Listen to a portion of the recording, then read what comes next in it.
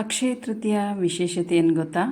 ಅಕ್ಷಯ ತೃತೀಯ ದಿನ ಶ್ರೀಕೃಷ್ಣ ಪರಮಾತ್ಮ ಪಾಂಡವರಿಗೆ ಅಕ್ಷಯ ಪಾತ್ರೆಯನ್ನು ನೀಡಿದಂಥ ದಿನ, ಕೃಷ್ಣ ಸುಧಾಮರು ಮತ್ತೊಂದು ಸಾರಿ ಭೇಟಿಯಾದಂಥ ದಿನ, ಮತ್ತು ಶ್ರೀಕೃಷ್ಣ ಪರಮಾತ್ಮ ಸುಧಾಮರ ಗುಡಿಸಲನ್ನು ಅರಮನೆ ಮಾಡಿದಂಥ ದಿನ, ವೇದವ್ಯಾಸರು ಮಹಾಭಾರತವನ್ನು ರಚಿಸಲು ಪ್ರಾರಂಭಿಸಿದಂತಹ ದಿನ. ಅವತ್ತೇ ವೇದವ್ಯಾಸರು ಮಹಾಭಾರತವನ್ನು ರಚಿಸೋಕ್ಕೆ ಪ್ರಾರಂಭ ಮಾಡ್ತಾರೆ. ಹಾಗೆ ಪರಶುರಾಮರು ಹುಟ್ಟಿದಂಥ ದಿನ, ಅವತ್ತೇ ಪರಶುರಾಮರು ಜನಿಸ್ತಾರೆ. ಅಕ್ಷಯ ತೃತೀಯ ದಿನ ಭಗೀರಥ ಶಿವನನ್ನು ಕುರಿತು ತಪಸ್ ಮಾಡಿ ಗಂಗೆಯನ್ನು ಧರೆಗೆ ತಂದಂತಹ ದಿನ, ಮತ್ತು ಅನ್ನಪೂರ್ಣೇಶ್ವರಿ ಜನಿಸಿದಂತಹ ದಿನ.